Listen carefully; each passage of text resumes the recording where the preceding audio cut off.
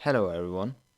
Today I will guide you through the VersaTuner software that I personally use to tune my RX-8 to let it pop and bang and make a little bit more power. Specifically today we will talk about the absolute limits. So to start we have closed loop, max load 1, 2 and 3. Those basically are the same three tables, just with different values. So we just make one table, make it the same, up to 4500 RPM. Define a load value, I like 70%, until it switches over to open loop. Hit write. We copy those values and paste them into the other two tables, and that is done. Now we go to the closed loop max RPM, which is currently at 6000. We take the maximum of the table, which is basically 4500 and up till 5000. So we take 5000 and write that down here. Then the closed loop max throttle, which basically says if you're above a certain throttle percentage, you will go in open loop, and if you're below that, you will be in closed loop. I personally do not change those values because it's fine the way it is. You can if you want to. Just like I said, below the number is closed loop, above the number is open loop. Then the load limit, unknown, which basically says it here, is a load limit, but the conditions under which this limit is applied are unknown. I didn't mess with this.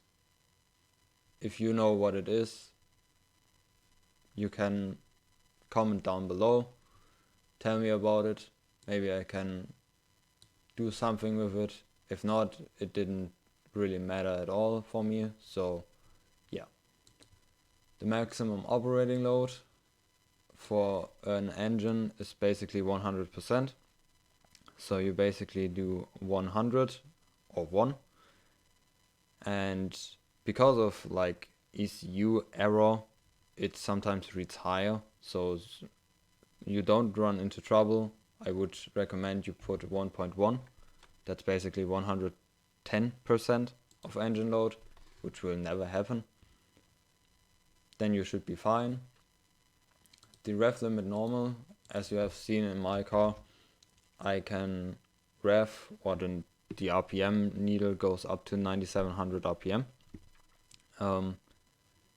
which is false. It actually revs 9300 RPM, but the RPM needle reads a little bit higher. So that's that. It's just for like you don't want to run into fuel cut really with a rotary, so you basically set it a little bit higher so you don't run into it if you're on it. Then the warm-up rev limit should be below 4000, but you can set it at 4000. It's gonna limit your engine RPM when the engine is cold. The factory ECU has 5500 RPM then in this table. I wouldn't recommend revving that high when the engine is cold. 4000 is enough and it's safe. I did it for over 2 years now, no problems. So that's that. This Celsius is 2 degrees Celsius. That's fine. The warm-up temperature, I feel comfortable at 70. If you want to go higher or lower, you can do that, but for like a shop or anything, if you want to protect your car from someone who doesn't know how your pedals feel, this is a good temperature because they won't over rev it when it's cold. And at last, the speed limiter 1, 2, 3 and 4, we will just set it to 240 or 250.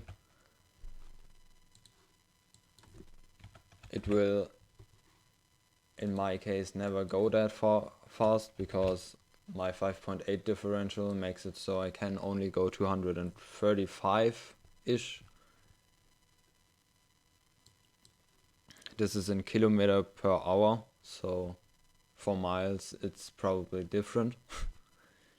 And the last speed limiter, I don't know why there is 500.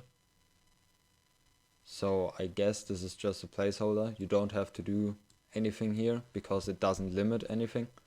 Your car will never go 500. So yeah, this is it. That was the absolute limits.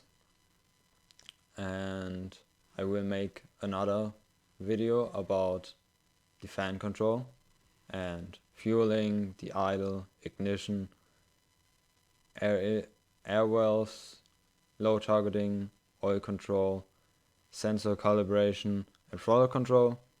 And I will see you in the next video.